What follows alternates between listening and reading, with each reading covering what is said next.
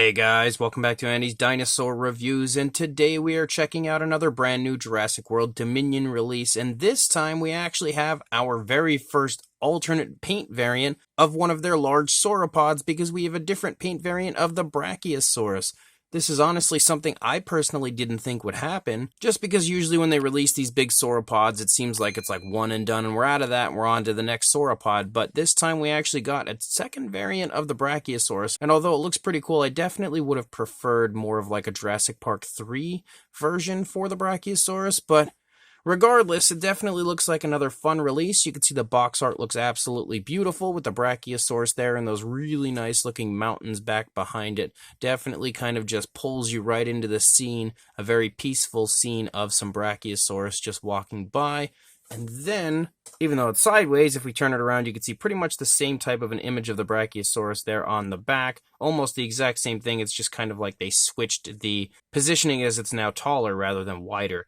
But I'm super excited to actually get a look at this, so let's pop it out of the box right now. So here is the absolutely massive body of our Brachiosaurus, and then we've got the tail of the Brachiosaurus and the head and neck area for our Brachiosaurus, and definitely looks interesting. One thing I'm picking up on straight away that's definitely a little bit different from the promotional images is this coloration running down here along the throat, because the coloration was like really obvious. It was really kind of a brighter tone on the promotional images, but actually having it here, the coloration isn't quite as bright or as obnoxious as it looked on the original promotional images. It's a lot smoother and natural as far as the actual application of the paint goes. But anyway, I guess that's something that we could probably pay more attention to when we get a closer look, which we're going to do right now. And normally I would, of course, put the figure entirely together, but I think I'm going to do this the same way that I did with the Dreadnoughtus recently, where we kind of go piece by piece, and then we'll put it together afterwards and check it out from there, which there's not really too much to check out outside of the paint job, because this exactly is the same figure that we had before, just with a different paint job. So let's go ahead and jump straight to a closer look and check it out right now. So starting up here at the head sculpt of our Brachiosaurus, you can immediately, of course, take note to just how good the head sculpt is of this Brachiosaurus. Like, it's been a little while since I pulled my Brachiosaurus out and had taken a look at it, so it's kind of nice to kind of get like a refresher course of it here, just taking a look at the head sculpt again. And man, Mattel really knocked this one out of the park as far as that head sculpt goes. Like, that looks exactly like the head sculpt on the Brachiosaurus from Jurassic Park. They really nailed this one. But as far as the coloration goes, you can see that the primary body color is a very nice grayish tone. We also have a lighter tone here for the lower jaw, kind of like a khaki. And on top of that, we have some very interesting kind of metallic type coloration up here. And that is very interesting to me. I definitely think it looks nice, actually, and it's not normally the type of coloration I would be a big fan of on a dinosaur model, but it really does dress the head up here. It really makes it stand out, makes it look nice and flashy up here. I'm not a super huge fan of the way it's applied, as it just looks unrealistic. It looks almost like we kind of just splattered some glitter on it rather than actual paint application.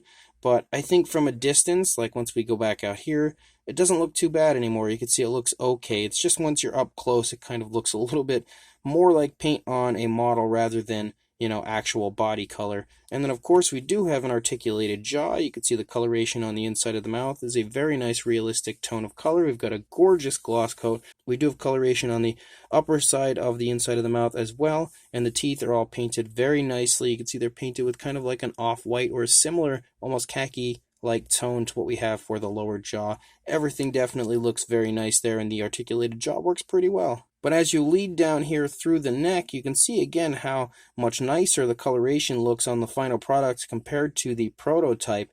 You can see that we have that nice kind of like a khaki or like a variation of like a yellowish tone here in the throat region. I also like that they allow that gray to kind of creep through a lot of the different areas here of that yellowish tone. But on the prototype, it was a really obvious kind of striping in on the neck, and although you can still see that striping is here, it's a lot more smooth, it's a lot more natural as far as the way that they've applied it on the actual factory released version, which I really do quite like, because I wasn't a huge fan of that coloration on the images of the prototype, and I think it looks way better here on the final product. As you move down the neck, you can also see that we start to pick up this very dark kind of a brown. It's almost like a chocolate brown, and it starts kind of just spotting in here and increases as you move along. And once you get to about this point, it really starts to overtake the entire upper side of the Brachiosaurus, and you can see that that continues to run the entire way down that very, very long neck of our Brachiosaurus as we lead down here to the point where we will connect it to the body. You can again see that we still have that coloration really quite abundant all over the place. And if we turn it around, you can get a good idea as far as what the head sculpt looks like and everything over here. Really nicely painted eye with a black. The eye also has a nice gloss coat. It looks pretty much, again, exactly as the Brachiosaurus eye and the overall head shape looks in Jurassic Park, but with obvious non-Jurassic Park coloration here on this version. I would say it's more of a Jurassic World paint variant here, and you can see again that the paint application is super smooth as far as that yellowish tone running up there into the throat, into the neck. It looks really good on this version, a lot better again than I was expecting it to. And then as we move down into the body, you can continue to see that that kind of chocolate brown coloration just splotches and designs all over the place, and we still have that grayish tone of the primary body color kind of creeping through in so many different areas. Like, it is absolutely insane how much kind of splotchy chocolate brown coloration that we have on this. But as we move back, it actually starts to transition from that brown to a gray. So we do have color variation with that splotchy coloration up here on the top, and you can see that we now, right around the hip region, have pretty much moved entirely into a gray for the coloration here on the back. And it's a pretty nice looking transition. It's not a really obvious transition, so it's smoother and looks more natural, which I also quite like. Outside of that, we continue to have that grayish tone for the body, but we also have a splotchy type of a coloration throughout, and something that Mattel's been doing lately, where they kind of give you this weird sort of like, it almost looks like paint errors, but it's definitely all over this one. You can even see it up here in the stomach region of the Brachiosaurus. It's kind of like that same similar yellowish tone or like khaki-ish tone to what we see up in the neck region and the throat region. Unfortunately, we don't have painted nails on this, which is something worth mentioning, but you can see that that kind of like random splotchy, weird yellowish type of, or maybe khaki-ish type of coloration really does appear just all over the place and in the most random spots. Again, you can see no nail paint, which is absolutely a downside, but outside of that, though, I think the paintwork actually looks pretty decent on this one, but it really would have been nice to have some painted nails. We could turn it around here carefully. You can also see we have more of that kind of splotchy yellowish type of a coloration here on the underside of the Brachiosaurus, but there isn't any type of like major color difference on the underside outside of that, because it's still the same grayish tone we see everywhere else. But there is the Jurassic Facts app code if you would like to add this one to your collection. But now we'll move from the body, because that's the only color difference that we have on this one compared to the older one, and we'll go to the tail. And as we move out into the tail, you can see we have more of that yellow type, or like khaki type coloration here, that splotchy color, just totally random as far as the way it's applied. But you do have a little bit more of that gray here. As you can see, we have like some splotchy grays right there in the tail before it completely disappears and is then gone entirely. The rest of the tail as basically just that grayish tone, and then those kind of splotchy yellows and khakis and stuff. And that's really about it. There's no more coloration to the figure at all, but I am really excited to get this all put together and check it out once it is all put together. So let's go ahead and do that right now. So we'll go ahead, pop the tail on like you usually do with these. That actually popped on super easily. Kind of like you would expect it to. Sometimes the Mattel figures get me a little confused when it's these larger ones, like the super colossal ones, and getting the tail on, but that went on pretty quick and easy. It's pretty obvious as well. And then we've got our absolutely massive neck up here, and our Brachiosaurus is put together.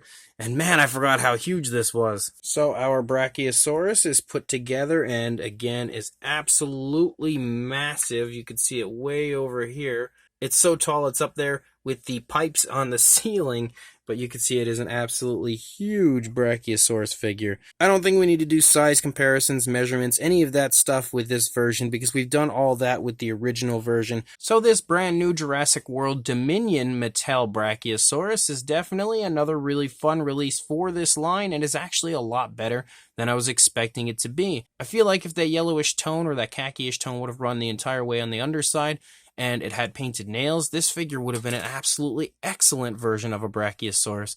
And if it had maybe a little bit more of that splotchy color running out onto the top of the tail. But outside of that, again, it is a really, really nice looking version. Of course, the sculpt is phenomenal. This is probably one of Mattel's best sculpts overall when it comes to the fine detail, but also the screen accuracy, because I feel like they absolutely nailed it when it comes to a Jurassic-style Brachiosaurus in every aspect. Looking at this model overall, I would say it's pretty much perfect from what I can tell when it comes to the sculpt of a Jurassic-style Brachiosaurus. But again, the sculpt is not new with this one. We have had this sculpt in the past. What is new is the coloration, and the coloration is really nice on this one as well. It looks a lot more lifelike, a lot more natural on this than I was expecting it to, thanks to those promotional images, kind of making the coloration in the neck look a little bit off, and just generally the entire thing looked like kind of a cheap repaint, but here in hand, it is actually so much nicer than I was expecting it to be. The coloration definitely looks a lot more natural as far as that kind of splotchy color running along the neck and the back down into the tail. The coloration of the underside of the throat is probably the most impressive aspect of this when it comes to how natural it looks, because on the promotional images, it didn't look so great, but here in hand, it's so much smoother as far as the blending of the colors and the transitions of the colors. The only area of the figure that I would say doesn't look incredibly natural when it comes to the paint application is that kind of metallic coloration up on the top of the head, but from a distance even that doesn't look bad, and it definitely makes the head stand out and look a little bit flashy. And of course, this figure sports all the same articulation that you had on the original one. Again, if you're looking for a review that shows more of what the sculpt has as far as like the detail and the articulation and all of that stuff, I have the original review of the Brachiosaurus, which I will include at the end of the video, as well as, again, a link in the description if you would like to check out the original Brachiosaurus review. But at this point, if you're a Jurassic collector, most people probably had already snagged that Brachiosaurus, so you're probably familiar with it. But again, this thing is really, really nice, and if you have the room for it, it is an awesome addition to the Jurassic World line, and it's definitely fun to actually have two different variants of the Brachiosaurus now, and we're on our way to creating our own herd of Brachiosaurus at this point.